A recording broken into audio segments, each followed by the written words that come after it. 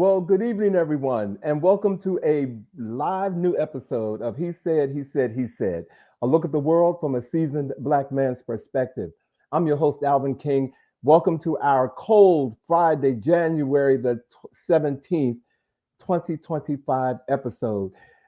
It is cold outside, baby. I don't know where you all live, but if you're anywhere on the East Coast, up north, it is cold and it's getting colder. And we're even expecting more snow this weekend in Washington, D.C. on Sunday.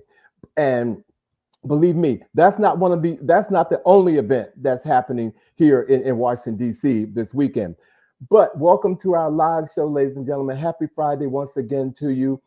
About our show tonight, in our segment of We See You, we are having a special candid conversation with motivational speaker, author, and talk show host of the Michael Finkley Show, none other than the man himself. Michael Finkley is here, ladies and gentlemen. I have been following this man on social media and watching his show, and it really feels good to see someone who has a platform like you and you're able to celebrate them because of what they're doing and who they are and how they're coming across to the community. And I'm so glad that Michael is here with us tonight. Cannot wait to catch up with him. Like I said, there is a lot going on in DC this weekend. So tomorrow, Saturday the 18th, is the People's March. And I was in an Uber today, and the Uber driver said, "What is the People's March?" And I said, "It's when the people march." And he started laughing. And I said, "No," I said, "they're marching. There's a lot of people from a very diverse group of people who are marching because, in my opinion, they're not happy with the new administration that's coming into office. And so they're making their voices heard. And this is how they are making their voices heard. They are marching, and they're going to be all about DC is practically shut down downtown. And also another event that's happening, of course, it is Martin Luther King Jr. Day on Monday, the 20th. That is a day where a lot of people are being asked to, do a service, make a commitment and put yourself out there, help someone. I don't care what it is, whether it be a food bank or a shelter.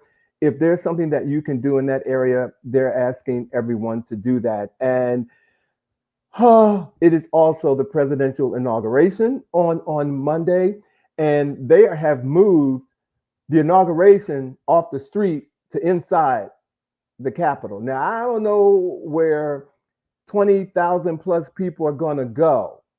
They all can't go into the Capitol Arena, but it looked like a mess to me is happening. And so, but the presidential inauguration is happening on Monday. It's going to be cold, wrap up, and, take care of yourselves because it's going to be a lot going on down there. And this weekend, I'm a Commanders fan, ladies and gentlemen.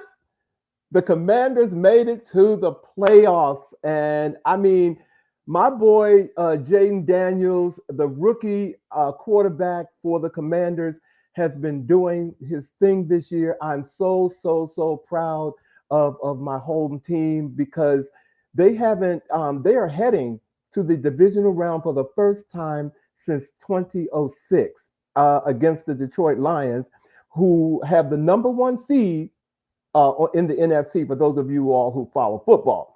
I know where I'm going to be tomorrow at 8 o'clock, probably with the, what do you call it, checking my blood pressure, because those Commanders, they just take you to the end and you just don't know what to do. But I'm going to be right here supporting my team. Yes, I am. Hello, Shawn. Hello, George. Hello, Kendall. Hello, Monica. Thank you all for joining us tonight. We are so glad that you all are here. In case you all didn't hear, our special guest tonight is Michael Finkley from the Michael Finkley Show. I know you all can't wait to see him if you all are just tuning in. But before we bring Michael on, I can't do what I do without these two guys. So if you all are ready, let's get into the chat.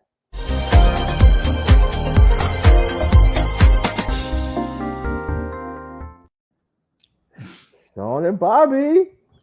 Hello. Hi, everybody. Happy Friday to you guys. How you Thank doing? you. Happy Friday to you as well. Happy Friday to Hey, everyone. Shawn. Look at Shawn. Yeah, Shawn's in the Hey, chat. Alvin. Hey, Shawn. Hey, Bobby. Shawn is in the chat. It felt so good to bring both of you on at the same time. But Yeah. but those of you all who didn't tune in last week, Shawn made his debut to the He Said panel, and we're so glad that he brings that beautiful smile to our set to Hey, join us with our Shawn. beautiful smile. Thank you. Absolutely. Okay. Have There's you a all lot had of toothage going on here. Oh, we all have that. okay, see. Yeah, we do. Okay. I'll see you, Bobby. Hey. Have you all seriously had a great week? Like I said, there's a lot going on. There's a lot going on this weekend. You know what I'm Yes. saying? Oh, wait a minute. Ladies and gentlemen, since you all are here, this week we had an event, ladies and gentlemen, and we want to take a moment to bring you all into it. This week was Bobby's birthday, ladies and Hold gentlemen. up. Wait a minute. Hold up. Happy birthday, Bobby. Happy birthday, Bobby. Thank you, Oh, my my brothers. Thank you goodness. so very much. Thank you. It was a beautiful day. Thank you. I saw you out in those streets getting gifts and people taking you out and you doing you were just doing it this week. Hey, it was a wonderful day. I had to work. I did go to work. A lot of people thought I was going to take the day off. I did go to work. It was Wednesday, actually on January 15th, which is also Martin Luther King Jr.'s actual birthday. So it's always been a great honor for me to share his actual birthday. So yeah, but thank you. Thank you both. Thank you both. Well, to my surprise, 21. I had eight other people whose birthday is on the 15th. Wow. And yeah, 8 other people. My Thanks, best Monica. girlfriend, Stephanie, if she's watching tonight, her birthday was also the 15th. And so Oh, that's right. Mark's wife, Stephanie.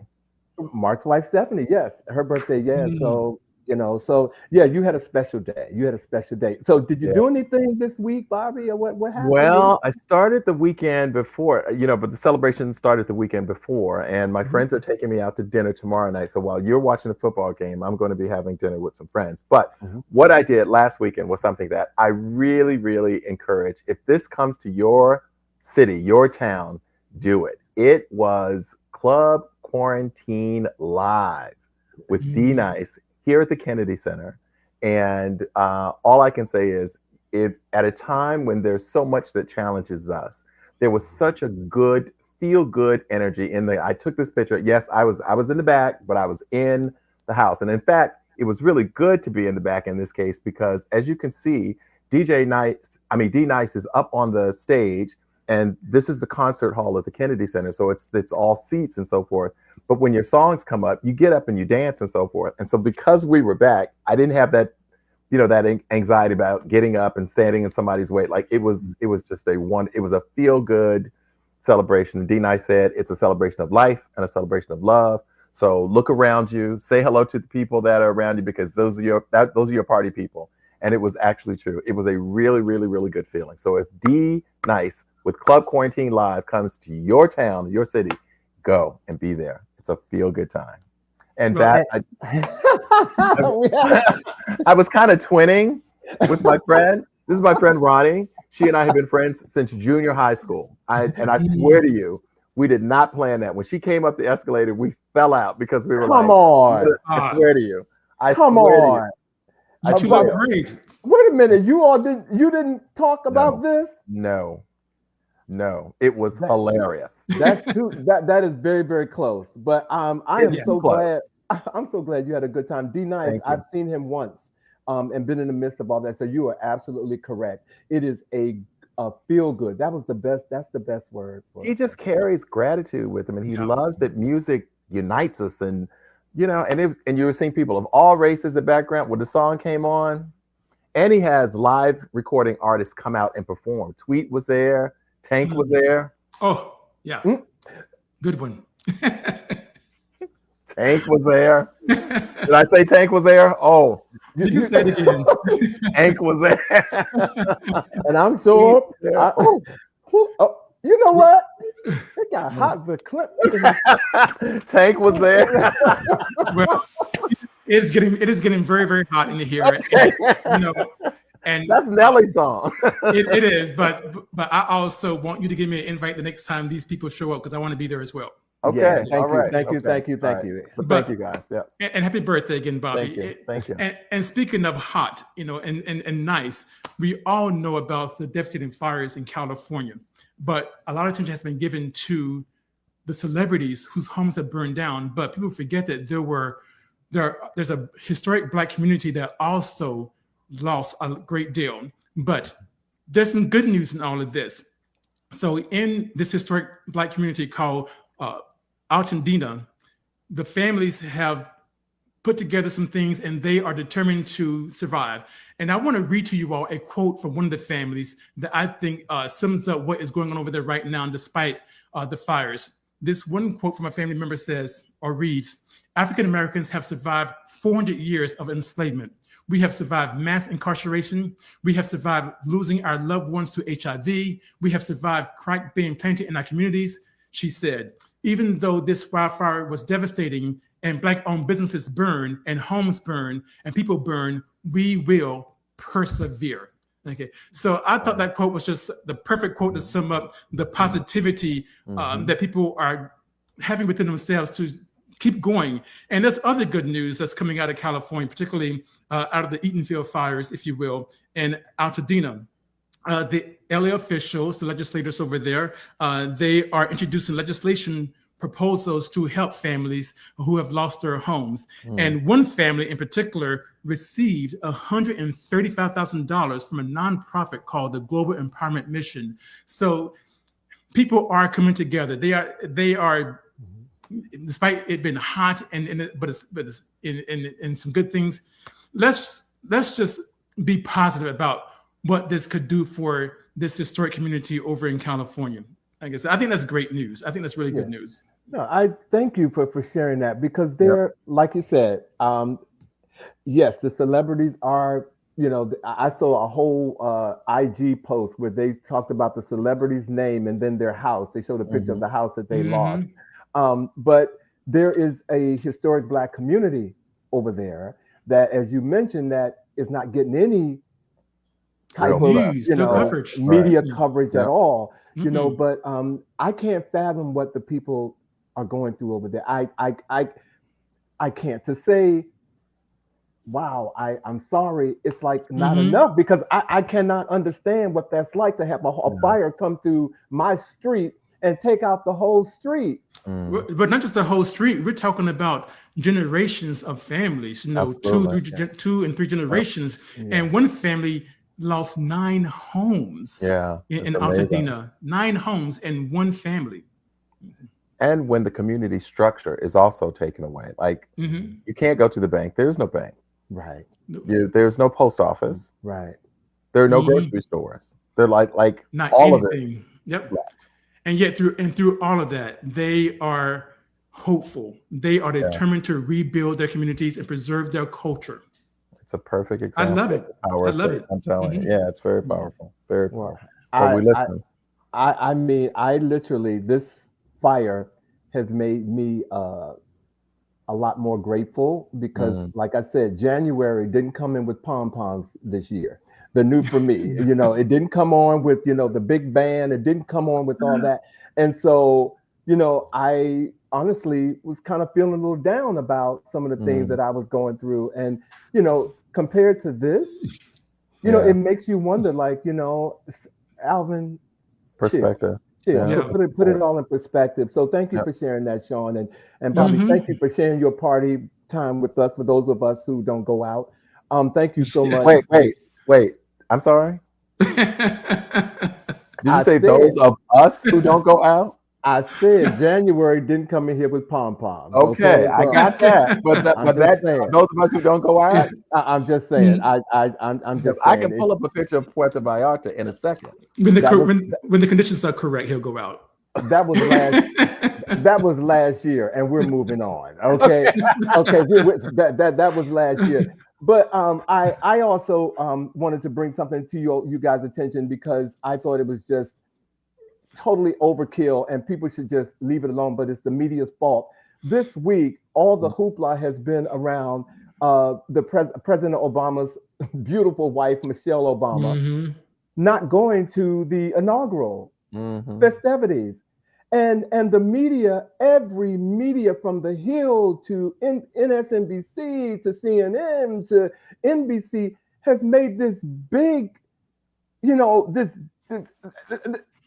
the fact that she's not going, they made this like a huge topic. Think about it. Why would she go?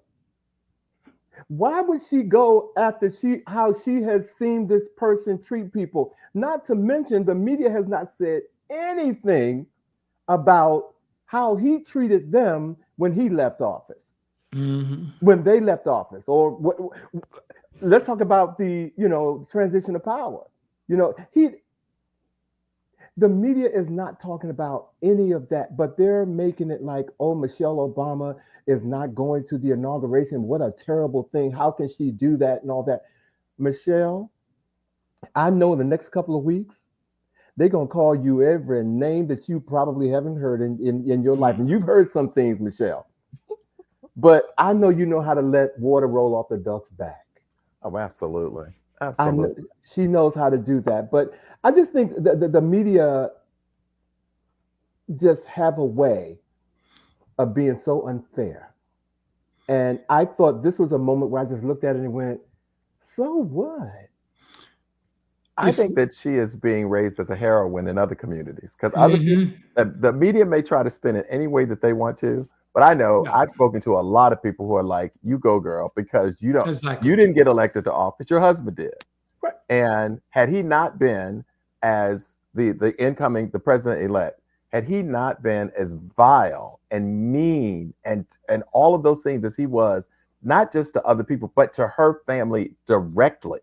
Right. When she spoke about the fact that her family experienced death threats, right, directly from the things that this man had said about her husband not being eligible to be the president and all of those types of things. Right. I'm sure she's like, you know what? I don't have to be there. And Yes. I'm not doing that. Yeah. I would say, Blue, first of all, welcome to the show, Blue. We appreciate you being here. Blue said that it wasn't big news when 45 didn't go to Biden's inauguration, of course. And he did not. And she's not a public official, unlike 45. Mm-hmm. And always remember, the media is GOP. I'm beginning to believe that. Currently. I'm beginning to really believe that. Well, it's just again, crazy time. But thank you guys for sharing what's going on with you guys in the chat. Absolutely. Well, yes. As I said, we have a very special guest with us tonight in our We See You segment because we see him. So if you all are ready to bring him on, are you all ready to bring Michael Finkley on to the show? Yes. Michael. We're ready to see Michael. Okay. We are. Okay. Well, hold on. I'm going to tell you a little bit about him. Okay. Again, in our We See You segment tonight, we have host and executive producer Michael Finkley of the Michael Finkley Show. Michael is a highly influential social media personality with a vast following across multiple platforms. His show resonates with viewers for a multitude of reasons, including his engaging and thought-provoking conversations that cover a diverse array of topics such as politics, entertainment, and social media. Michael is the author of his new book, Biggest Dream Come True. He is also best known for his charismatic ability to connect with people from all walks of life, creating an inclusive and impactful environment for his audience. So tonight, we're welcoming to the He Said stage, Mr. Michael Finkley.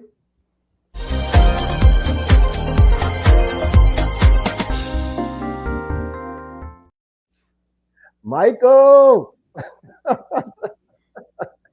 Can you hear us? Oh, he's muted. You're muted. There you go. There we go. Technology, right?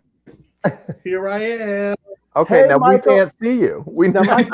There you go. There you go. Yeah. Where's Michael? There. Welcome.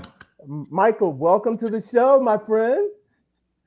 Thank you for having me. I appreciate it. It's so strange being on this side. But thank you so much. I appreciate it. Thank you. Well, my brother, like I said in the opening, we have to celebrate each other. And like Amen. I said, we see you.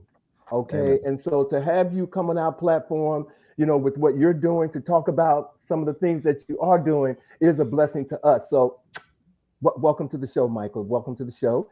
I'm going to kick off these questions that we so meticulously put together for you for the show tonight, Michael.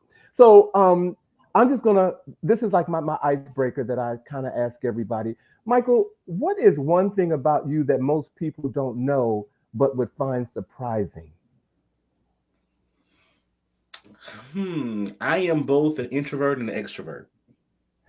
Yes. Mm-hmm. I love my people. I love being around my people. I love to make them feel good because I love to feel good as well.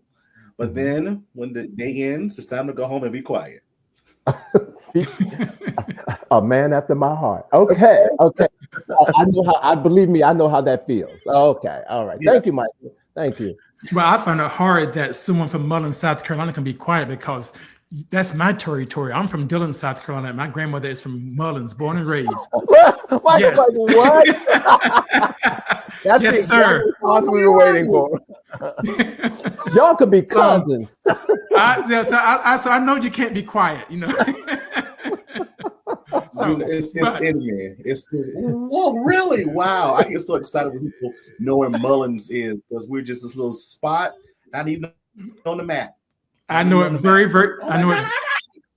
I got family there. I know it very, very well. So, which is why I want to ask you, as someone, yes, cousin, as someone who is inspired by their roots, what is your favorite memory growing up in Mullins? That is a good question. Going to my grandmother's house, and we will spend. We will spend every. I'm sorry. Don't say pig feet or chicken balls, but go right ahead. That's where I was going. Doggone it. Just going to her house and just spending time with her. That was my girl. That was my first girl. Very close to her, and she gave me my family name, which I will not say right now. We'll get it out of you before the show's over. Eventually, let's keep talking. But yeah, just going there, spending time with my grandparents, and I look back on those moments now, especially as an adult. They're not with us anymore, but just remembering those good times. They taught to us so many different things, especially about spirituality. My grandfather was a bishop, and she was first lady right behind him, and it's right behind her. So those moments just sit with me forever. I would not be where I am today without those moments. Thank you. Thank you. That's awesome. Radio That's show, great. I love Mullins. When I first read that, I was like, as a Washingtonian who very much loves DC, I love that your radio show is I Love Mullins. It's such a wonderful nod and tribute to your hometown. So I'm curious as to what motivated you, what was the inspiration to begin the show, and being a native of Mullins, how that really kind of impacts the messaging and the presentation of the show. Yeah, so it started with my father, and he's still this big person in the community that loves to just see people get together. And so he started it, and when I was in college, actually, and I tell you, my mom was radio for years, on top of years, in our hometown of Mullins. And so my mom came on board, and then I came on board, and my sisters came on board. So it became a family thing. And just interviewing persons in the community, just being aware of what's going on with our government, what's going on within our school district. The newest store just opened up, right? So again, just bring these different people on just to form, again, that much more community for everybody. You were about to go in a place that I was hoping you wasn't going to go, because I like to hear people talking about their mother. Okay. So I know that your mother was a big influence on you, Michael, in shaping your journey. And I'm assuming position you to pursue your career in communications. Take a few minutes and talk to us about how much your mother inspired you. You will not make me cry. That's what you're not going to do. Come on with it. Alvin is our Barbara Walters. Alvin is our Barbara Walters. He's gonna get you. So yeah. My mama is, and ... Thank the Lord she's still with us. And when I told her that I was starting the show, she was so excited, and she still gives me tips to this day. Try it this way, say it this way, you know, in that regard. Anything that I do in life, besides the show, besides writing the book, I've been in education for the past 14 years. So I still do that.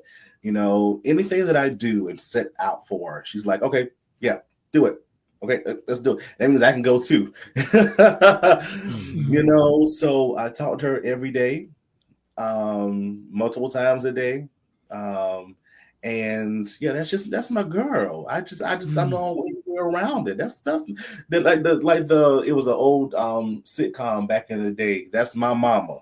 That's my mama. That's my mama, you know. Photographs of memories. Don't ever sing the song. But yeah, that's my mama. And I love it to death. I love it. I love it. Yeah. I'm sorry. Go ahead, Alvin. No, I wanted to take a moment to have you talk about that, because I don't have my mama with me. My mama's not with me. So whenever I read someone's bio or information about them and their mother is present, I just gotta give that mama that credit right there, because give her flowers right now. You know what I mean? So yes, I want you to do that. So wherever you are, Mama Finkley, I don't know what your name is, but where you are, Mrs. Mama Finkley, I salute you. So thank you. Yes, and I'm with Alvin on that one, because my grandmother, if I'm not mistaken, she listened to that radio show quite often, because I think you guys play gospel music, and she would listen, and that was her station for gospel music on the AM. And her favorite song was "Rough Side of the Mountain." Come on, okay, and so, like Alvin said, you know, give your mom your flowers. Now I know how you feel. My grandmother, she's passed away. My mother, thank God, she's young and beautiful, and she's still around.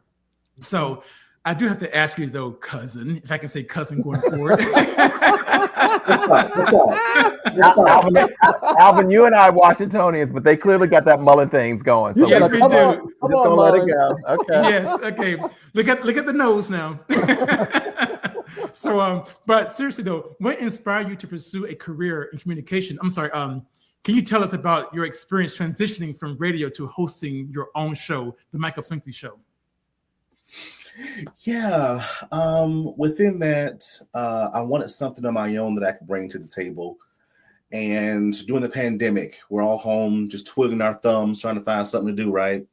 And I said to myself, I don't know how to do the whole podcast thing, but I want this to be I want you to see me. You're going to see all this. And I've been rejected so many times along the way in life, where I was always the darker one, and I was always the bigger one.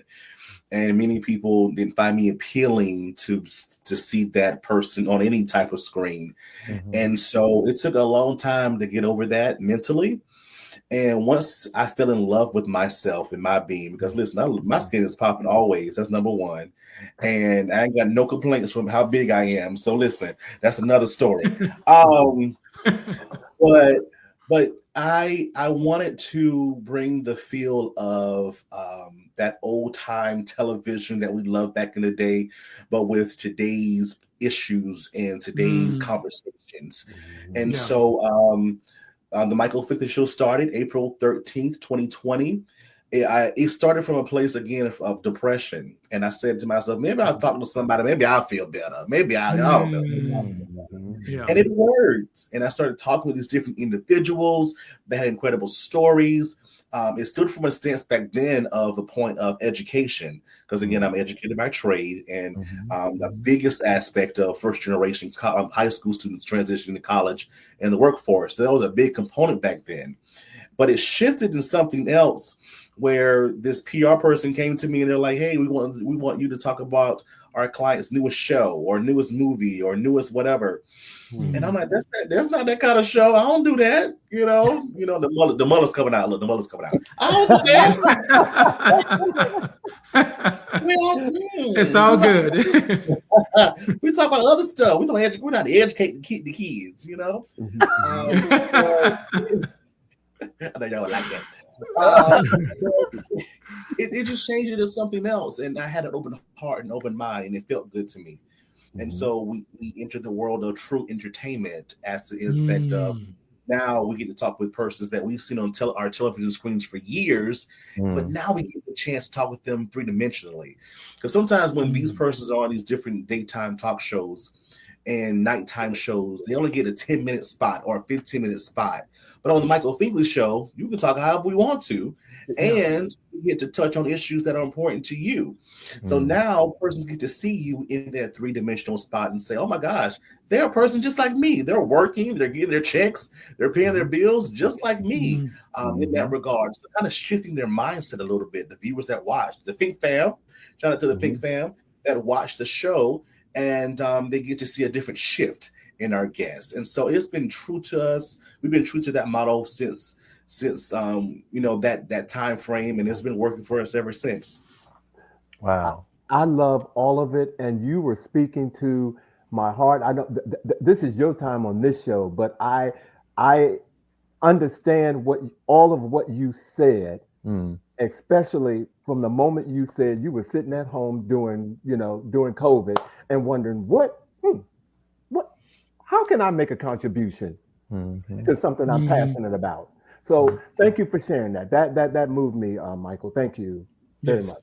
I want to say thank you also for being very vulnerable and talking about what inspired you and acknowledging some of the realities of the discriminatory lens of the media and what's acceptable and what isn't acceptable, what is deemed appealing and so forth. You shared very candidly about that, and I want to thank you for that vulnerability. But also the importance of understanding how representation matters, because there are people that of all experiences that need to see and be reflected in this area. And so we appreciate that. But so in sharing that, what inspired you and so forth, and you've kind of shared what the vision was in terms of wanting to help people and share, stories and so forth. Can you give us an example of a show that really embodied the vision that you had when you created it? Okay, I'm not going to cry on that one either. But I'm already Go ahead. Somebody bring him some tissue. Give some tissue for Michael now. Tissue for Mr. Finkley. Oh, is there a show that really touched you? I'm going to name two. The concept of the show, even more so now, is it's always a trending topic for anybody that they want to pursue their dreams, even though they may have already pursued an aspect of it. And I always ask the question, what is your next biggest dream, right? To keep them thinking and keep them motivated along the way. And so each guest gets the same question, and I love each of their answers along the way. And that's what inspired me to write the book. And I know we're going to talk about that later. But two shows that really stood out to me were I had Grammy nominated comedian Lavelle Crawford on. And he said to me, I've never seen him say this on any other outlet ever. He said to me, once I have a few more years in comedy, and once I'm done with comedy, I'm going to open up a church and save souls.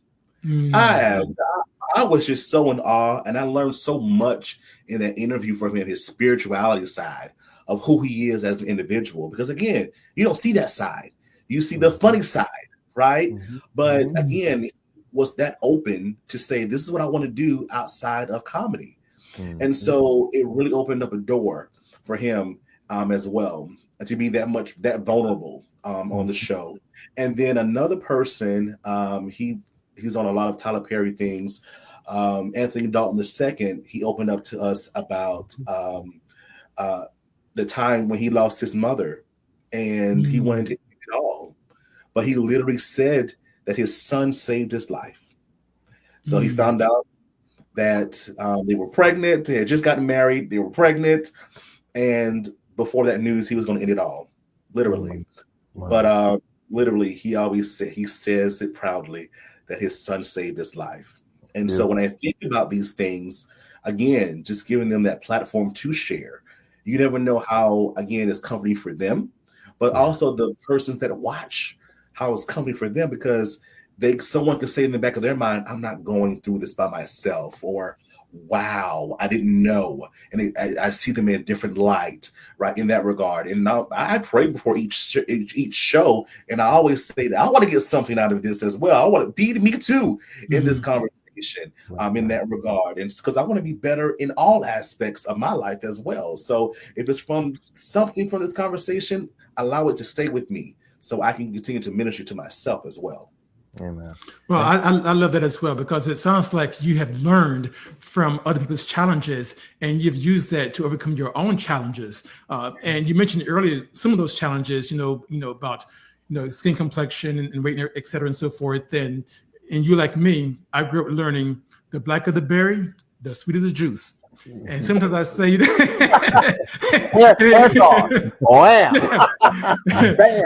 and we both know that the bigger berries are sweeter, right? You gotta go ahead. Okay, I'm like, where are we going here? Okay, a Newtown villain thing. I don't know. Yeah. Newtown. Well, we know how families are. Our families are not, sticks and bones. Okay, so, and that's who we are. But I've had challenges. Alvin has had challenges. Bobby has had challenges, and we're in our careers. But I'm very curious as to what were some of the biggest challenges you faced while building your career, and how did you overcome them? Well, I'll say facing and still overcoming. I still consider myself a newbie. Can you say that again, Michael? I'm sorry to cut you, Mike. Can you say that once again? Say that once again for the folks in the back. Yeah, still overcoming, right, in that regard. And the other thing I just said, facing, I know it was so good. Facing and overcoming, because it's a process. Yeah. And what I've learned about a process, because people always say, face the process, gotta break through the process, but these processes are personal.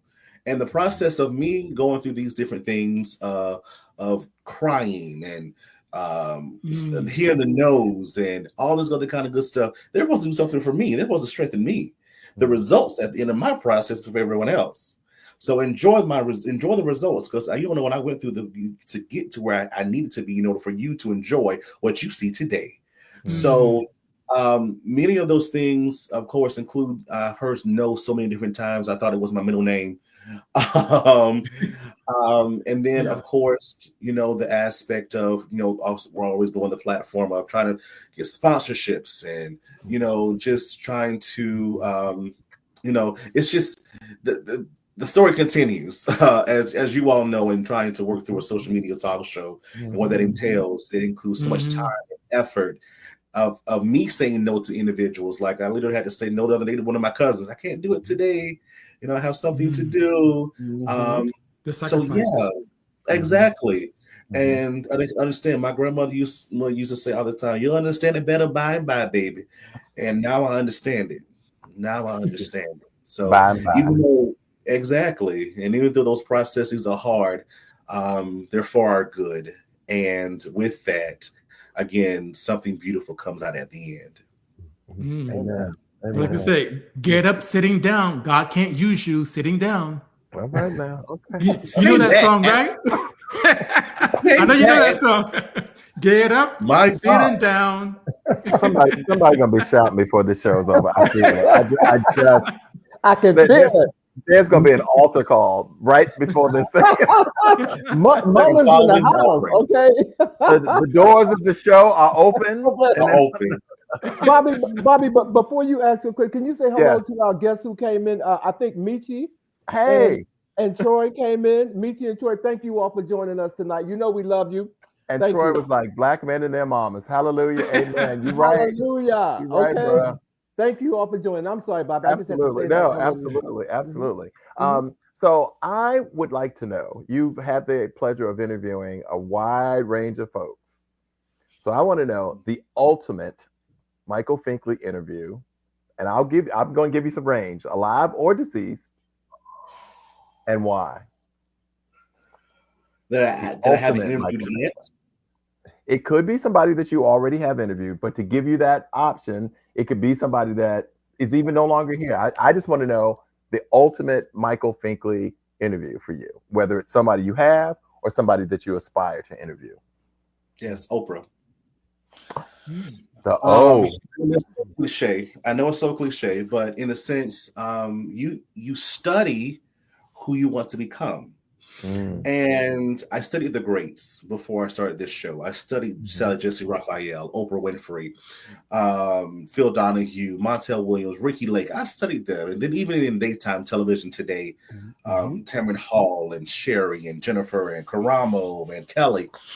And so studying all of them, and, you know, I made it my own. And so now that 8 seasons later, here I am. And I feel like now I'm feeling my first season of just feeling comfortable, because now I feel like I know what I'm doing in a sense, in a sense of where I belong and, you know, the platform, the show and all that kind of good stuff. I'm like, I'm ready. And when the opportunity comes, because it will come, because my best friend always says my words are listening. When the opportunity comes, I'm going to be ready, because I stay ready. I see, and that's why you're on He Said Live, because you were ready, baby. I'm sorry, Michael. See, I got a little comfortable. I thought I was from Mullins, baby. When I saw you, I said I gotta have him on the show. So let me take this opportunity to give some recognition to you, Michael. Congratulations on your Grammy nomination in the Best Contemporary Blues Artist category with Antonio Vergara. Come on, Michael, man. Take a moment to share the story behind your collaboration with Antonio for the Theory album. Another crying moment. When I tell you, when I wanted to give up so many times because I didn't feel that people were getting it, and when I realized that this show was for those persons, I don't care if it's one person watching, this show is for you. So I had to do it for that one person. But I know there's many more. And I never knew that down this yellow brick road of blessings, I would be in this position of saying, now I'm Grammy nominated. So how it happened was earlier last year, he was nominated for a Latin Grammy. You know, he was doing his thing as an engineer, and he revealed in that interview that, hey, I want to do an album. I'm like, okay. He's like, I did my research and I see that you sing. I'm like, I can hold a note, you know, I can hold a little note. And so he's like, I want you on my album. And I'm like, okay. I don't get excited because I've been promised so many different things, movies and sitcoms and all these different things. And so I'm more of a person where if you say you're going to do something, I need action behind it. And he was a man of his word. He said what I needed to do, because he was all the way in Ecuador. I was ready to get on the plane. I was ready to get on the plane to Ecuador. I was so ready. I'm like, studio time, please. I was ready. But I did everything locally. He sent me everything I needed to do. We were always in conversation. And I lent my background vocals to some of his songs on this amazing album. And didn't know that he was going to apply for the Grammys. Found that later on. And I'm like, okay. And then November 8th came around, and when they named all the different persons nominated for the Grammy, and here he is. And I was like, wait, because that person, I hear the news. I went back to him. I'm like, Antonio, listen, what does this mean? Like, what can I literally say, sir? What can I say to the people of God as they're watching this and they watch me now? He's like, Finkley, you can say that you are now a Grammy-nominated artist. Wow. That's wonderful. Congratulations, man. That's great. Everything is done. The Academy knows who you are. So, yeah, you are now a Grammy-nominated artist. And so that just in itself opened up so many other doors that I didn't know were there, and doors that even opening it, I'm still looking for them to open as well. And so, yeah, here we are. This little country boy from Mullins. Yeah. Country boy from Mullins. I raise my cup to you. Okay. Yes. I don't have a cup, but I think it's awesome because it truly shows how prolific you are. Okay, Absolutely. and because with the Grammy nomination and the radio show, but there's more. Your book, The Biggest Dream Come True, focuses on pursuing dreams. So, what inspired you to write it, and what is the key takeaway you want readers to have? Oh my word! So I love this book. I love this book. I love this book. Oh, Do you love that book? You love that book? I love this book. We're gonna put your website up so people can go and order your book. Okay, so go ahead, but tell us, finish your question. Yeah. Yes. Mm-hmm. Okay. Thank you. Yes. I sit down sometimes on that couch being there, and I literally cry because I'm just like, God, I need a more massive audience to get this message across that dreams can and still can come true. Mm. And so what inspired the book was the song. I wrote the song first for my my show. It's my theme song, Biggest Dream Come True. And so I'm like, you know what? This needs a book. And so, because again, it's always a trending topic. Dreams are always a trending topic. You can turn on any television right now, somebody probably talking about a dream. Yep. And so with this, it is basically a step guide to how God, I talk from the perspective of my show. I talk about, the first chapter of the book talks about the vision and making it plain. Without a vision and a foundation, you don't have anything. But so you have to just sit down and just write out your vision. Write it out for you. And so, and then it just builds on. And within this book as well, each chapter, it's an easy read. It really is an easy read. There's only 92 pages in the book. And within each chapter, though, at the end, there are reflective questions. And in the end of the book, there are actually blanks where you can fill in the answers to the questions. So I want people, when they're reading this, I want them to think. I want them to think. I want them to be reflective. So once you're finished with the book, okay, I'm done. Now I know what to do. Now I know what to do. Let's make it happen. Because someone out there is waiting on me to fulfill this dream. Not only me, but someone's waiting on me. So let me get my hind parts in the gear and make this happen. Now is the time for action. Yes. So you talked about writing down, talked about reflecting, thinking. For many of us, part of the stumbling block is thinking that our dream is just too big. It's just completely out of our reach. So if there's one piece of advice that you would give someone who feels that way, as many of us do when we talk about our dreams, what would it be? Yeah, in that reflective mode, I always say, it's also in the book as well, if you call it prayer, if you call it meditating, I call it prayer, ask for that guidance, ask for that voice. Because sometimes, we say that our dreams are big, but in knowing who I am and who I serve, I'm just like, well, he'd be like, no, it's not. It's not big enough. God saying it ain't big enough. Exceedingly and abundantly, I think is what we're talking about. Yeah, that part.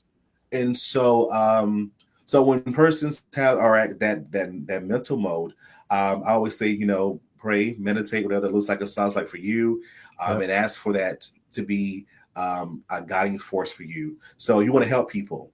How do you want to help people? Right? And what aspect do you want to help them in? Right? What are you good at that people say that you're so good and talented in, and use that, right, to help individuals? So again, it's all about your aspect, not the person beside you, not the person across the street from you. This is all about you and fulfilling your biggest dream. And I always say this as well: your dream goes along with your purpose. It's a two-way street. Your dream goes along with your purpose. So when you're looking at your purpose in life, look at that dream that's a part of the purpose. Because again, we're also talented with so many different things in life, right? It's just a piece to the puzzle. It's a piece of the puzzle to ultimately find out your greatest purpose of why we're still here. Because again, we wake up on purpose. We don't wake up just to wake up every morning. We wake up on purpose. Amen. Yeah. Thank you for that. And Alma, thank you for your birthday wishes. Mwah, love you. So, Michael, are there any personal stories in your book that resonate deeply with you and your journey that you can share with us for a minute? Yes. I talk about the aspect of no. And I'm like, that didn't give me another book in itself. How I was watching the Sherry show one day, and she had Gayle King on, and she's like, I turned that word around into it's on. And Ooh. so what another pearl of wisdom drop there. Look, it's on. It's on. You said no. You know, I consider that a challenge now. At one point, I didn't. I used to cry, and it used to be a stumbling block as well. Like, oh my gosh, now I just stop for days. I'm like, oh, they said no to me. But I'm like, you know what? When you say no, someone else is going to say yes. Someone's going to say yes. Someone's going to see the vision, and someone's going to say yes. Someone's going to say yes. So it motivates me. So that's in the book.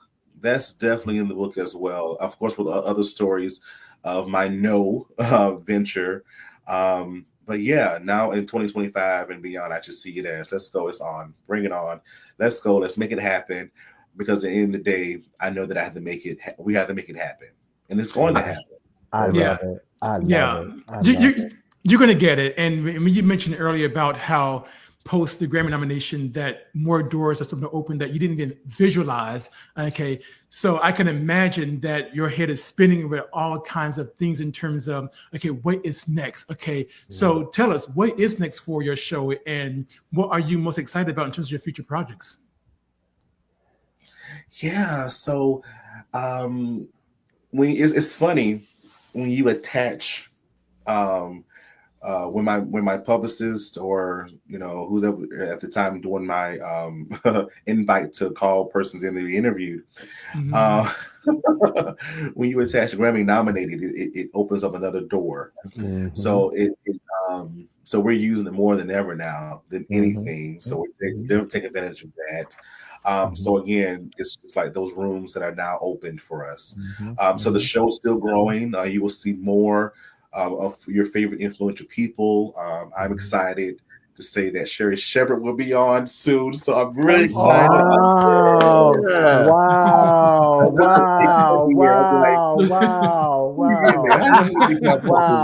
Wow. Come on now. I'm very excited for that. So that's coming in the future.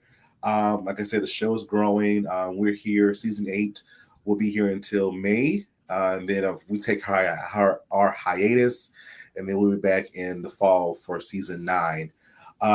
But with the show, we're still going to blow your mind. We're going to have more in-person interviews as well. We have cool game segments that we started this season that our reviews are enjoying as well. Even our guests are enjoying questions, of course, that they've never been asked before. We're still doing that as well. We're still going to these various, outside of that, we're still representing our brand, going to different award shows, and being on the red carpet as well, interviewing your favorite influencers and celebrities. And then also too, we're preparing to go on tour. It's called the Biggest Dream Come True Tour. And our goal is to go to different schools and universities and colleges and businesses and awaken the aspect of dreams still come true. So we have things laid out for that already. We're waiting for a few more persons to give us a call back to finalize some things. So yes, we're on tour. We're going on tour with the book. So we're definitely excited about that. That's exciting. So you mentioned the book. Are there plans for future publications? Yes, actually. So this mind never stops. It never stops. So literally, I just like shut up and go to sleep. Yes, you stay woke. You stay woke. I get it. I gotta stay woke, but sometimes when the body's like, I'm tired, I gotta go. I can't stay woke. I'm sorry. When your body says what? I'm tired. I'm tired. Is that a Mullins terminology there? Not for all of us, no. Turd. I'm tired, y'all. Shawn, don't you bail on me. I see you, cousin. Okay. Yeah, sometimes you got to shut it down. Yes, future publications will be coming out, and then of course the single is out as well. Biggest Dream Come True, literally on all platforms. They can listen and be encouraged and inspired, and also new music will be coming out this year as well. Okay, you are not sleeping. You are turd. You should be turd. And then even on top of on top of that, I'm in school. I'm a like I said, I've been in education for the past 14 years, and so I'm in many different capacities. And I graduate this summer with my doctorate. So Another I'm thing. Whoa! See, Come on prolific, now. very prolific. Again, you should be turd. Okay, you should be. Hey, look, we're at the end of the stretch, and I have to ask you one more question before we let you go, Michael, because I know our audience wants to hear this. If you could give your younger self, one piece of advice, Michael, what would that be? One piece. One piece of advice I would give myself is that believe in yourself. Don't allow people to influence you. The ideas that you have and the thoughts that you have are for you, and they're meant for you to fulfill. So don't allow people to influence you. Believe in yourself. Thank you. And sing. Ladies and gentlemen, you can do it in the chat. Give some clicks up for our special guest, Michael Finkley. Michael, congratulations on everything that you are doing. Ladies and gentlemen, his book, you can go to his website, michaelfinkleyshow.com, and you can order the book, get it, because it will touch you as much as he's touched us tonight, ladies and gentlemen. So, Michael, the sky is the limit to you. Thank you for giving us your time tonight, my brother. Thank you so much. You don't look turd. It was an easy day, but well, thank you. Don't go anywhere. We're going to bring you back before we close, but thank you for joining us tonight. And I'm following you, my man. So I'll be seeing you. All right, ladies and gentlemen, Michael Finkley. Thank you, Michael. Wasn't that an amazing interview, guys? Amazing interview. It was great. Busy. He is busy. He had no idea how much he touched me, and I'm saying that from our platform and my thought process, and not that I necessarily needed validation. I know that I'm doing the right thing, and to hear someone who's walking that path that I feel like I'm walking, that we're walking, and it just felt good to have somebody on the show that we could uplift and together, the brethren. Yep. So it just felt good. It felt really good. And trust me, but he's not lying about Mullins. I mean, I'm telling you, I know exactly where he is from. His family is from. My family are from there as well. And so for someone from Mullins, that part of South Carolina, to do what they're doing and make it happen like the way he's making it happen, it is beyond a dream that most people have in that part of the Carolinas. So give him his props. Amen.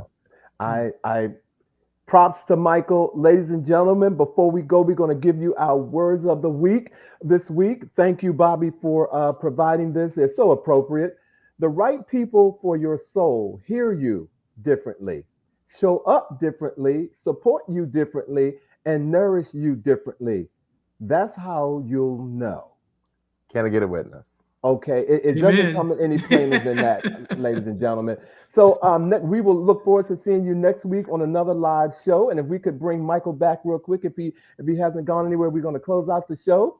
And there he is. All right, ladies and gentlemen, again, we want to thank Michael Finkley for joining us tonight, and we look forward to seeing you on the next live episode of He Said. Have a good weekend, everybody. Thank you again, Michael. Bye. Ciao. Bye. Thanks, everybody, for the birthday wishes. Love you, y'all. Hey, Mullins. Mullins in the house.